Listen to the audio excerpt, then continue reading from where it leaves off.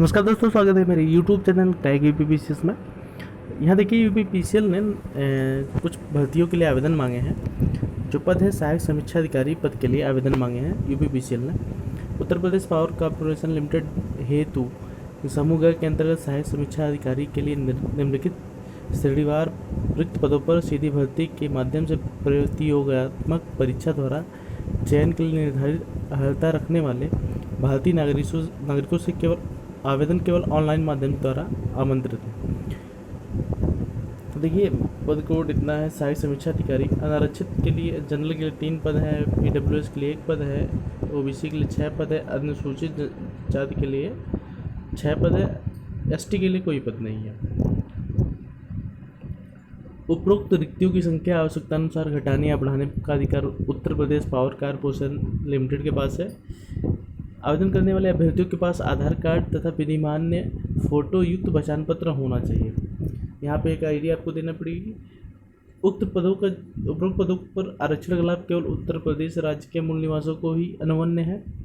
विज्ञापित पदों पर आवेदकों की संख्या अधिक होने की स्थिति में कंप्यूटर बेस्ड या ऑनलाइन परीक्षा 1 से अधिक पालियों में कराई जाएगी। ठीक है। और देखिए इसका जो वेतनमान देखिए इसका 36,800 और जो अन्य भत्ते होंगे उत्तर यूपीपीसीएल के अनुसार वो भी दे होंगे। अब इसकी अर्हता जान लेते हैं। क्या है अर्हता? आयु देखिए जो इसकी गणना होगी आयु की, वो 1/7/2020 को आप 21 वर्ष हो जाए और 1/7/2020 को आप 40 से वर्ष से कम रहे, मतलब 21 से 40 वर्ष के बीच में आपकी आयु होनी चाहिए इस डेट के। ये जो कट ऑफ डेट दिया है इस डेट के। फिर चरित्र प्रमाण पत्र आप, फिर वैवाहिक स्थिति, अगर 1 से अधिक पत्नियां आपकी जीवित हैं तो ऐसे में आप आवेदन के लिए अर्ह नहीं है। फिर चयन प्रक्रियाएं देख लेते हैं। अनिवार्य जो अर्हता है, जो आपकी डिग्री है, देखिए इसमें किसी मान्यता प्राप्त विश्वविद्यालय से स्नातक की उपाधि और कंप्यूटर हिंदी में टंकड़ न्यूनतम 30 शब्द प्रति मिनट की गति अनिवार्य रूप से होनी चाहिए। ये 2 चीज़ें आपके पास होनी चाहिए। पहली बात तो किसी स्ट्रीम से आपने पढ़ाई की हो, चाहे बीए किया हो, चाहे बीएससी किया हो, चाहे बीटेक किया हो, कोई दिक्कत नहीं है। और दूसरी चीज़ कि आपको टाइपिंग आनी चाहिए हिंदी टंकड़ में न्यूनतम 30 शब्द प्रति मिनट। अब चयन प्रक्रिया क्या है? लिखित और टंकर परीक्षा दो होगी। लिखित परीक्षा का प्रश्न पत्र 2 भागों में होगा। प्रश्न पत्र हिंदी और अंग्रेजी 2 भाषा में बाइलिंगुअल होगा। जो प्रथम प्रश्न पत्र होगा, लिखित परीक्षा का जो प्रथम भाग होगा, इसमें नीलेट के ओ लेवल के प्रश्न, कंप्यूटर ज्ञान से संबंधित एक प्रश्न पत्र होगा जिसमें वस्तुनिष्ठ प्रकार के 50 प्रश्न होंगे और प्रत्येक प्रश्न 1 अंक का होगा। यह परीक्षा 50 अंकों की होगी। प्रत्येक गलत उत्तर के लिए 1/4 अंक प्रदान ऋणात्मक अंकन किया जाएगा, अर्थात 1/4 अंक की कटौती की जाएगी।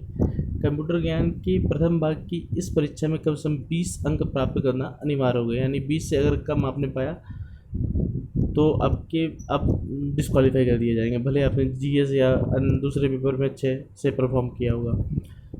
अन्यथा की स्थिति में संबंधित अभ्यर्थियों को अर्ह न मानते हुए उसके लिखित परीक्षा का द्वितीय भाग मूल्यांकन नहीं किया जाएगा। यानी सेकंड पेपर आपका चेक ही नहीं होगा अगर आपने पहले पेपर में 20 अंक कम से कम नहीं प्राप्त किए तो। कंप्यूटर ज्ञान के इस भाग में प्राप्त किए गए अंक श्रेष्ठता निर्धारण हेतु नहीं जोड़े जाएंगे। ये मात्र क्वालिफाइंग पेपर है जो प्रथम भाग है।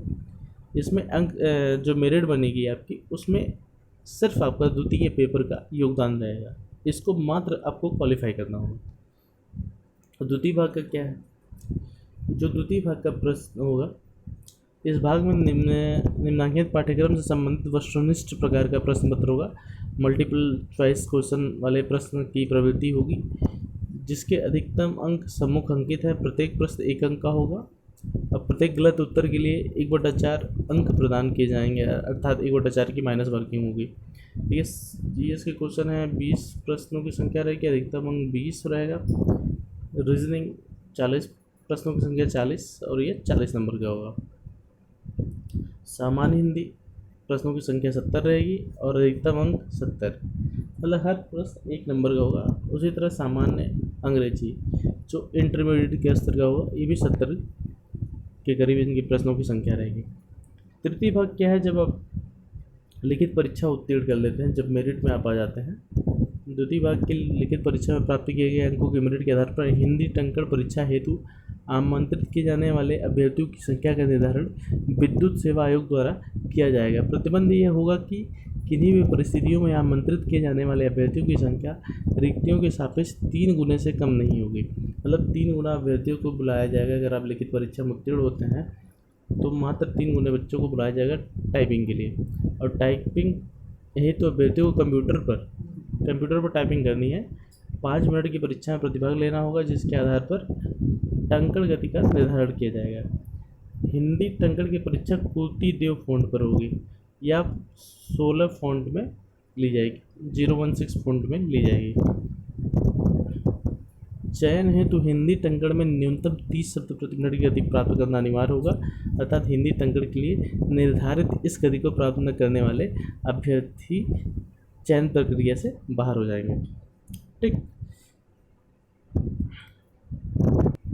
यहाँ पे देखिए सबसे इम्पोर्टेंट है कि अगर आप EWS हैं या फिर जाति प्रमाण पत्र या अंक प्रमाण पत्र, जो भी प्रमाण पत्र है वो इस डेट के बाद की होनी चाहिए, 31 मार्च 2017 के बाद की होनी चाहिए। ठीक है, और इसके लिए जो है एक की प्रति जो है स्वयं सत्यापित हस्ताक्षरित 6 प्रति ऑनलाइन आवेदन पत्र के प्रिंट आउट के साथ अभिलेखों के जांच के समय, जब आपका चयन हो जाएगा अंतिम रूप से, तो जब डॉक्यूमेंट वेरिफिकेशन होगा उस समय जमा कराई जाएगी। किसी प्रकार की गलत सूचना आप देते हैं तो आपका अभ्यर्थन निरस्त कर दिया जाएगा और चयन प्रक्रिया से वंचित करने का अधिकार आयोग के पास सुरक्षित है। किसी भी स्तर पर आवेदन में दी गई सूचना में बदलाव नहीं किया जाएगा, मतलब एडिटिंग अगर आप कोई गलती हो जा रही है तो फिर आपको फिर से रजिस्ट्रेशन करवाना पड़ेगा। अर्हता संबंधी समस्त अभिलेखों की जांच के लिए निर्धारित तिथि और समय पर उपस्थित होना अनिवार्य है, अन्यथा की स्थिति में चयन प्रक्रिया अपूर्ण मानते हुए अभ्यर्थी का अभ्यर्थन निरस्त कर दिया जाएगा और कोई अन्य अवसर नहीं दिया जाएगा। शुल्क कितना लगेगा, शुल्क देख लीजिए। उत्तर प्रदेश अनुसूचित SC ST के लिए जो फीस है वो 700 रुपये है और जनरल OBC के लिए जो है वो 1000 रुपये है। ठीक है, आप इसे किसी भी through debit card, credit card, payment, state bank of India के चालान के माध्यम से, किसी भी माध्यम से आप शुल्क जमा कर सकते हैं।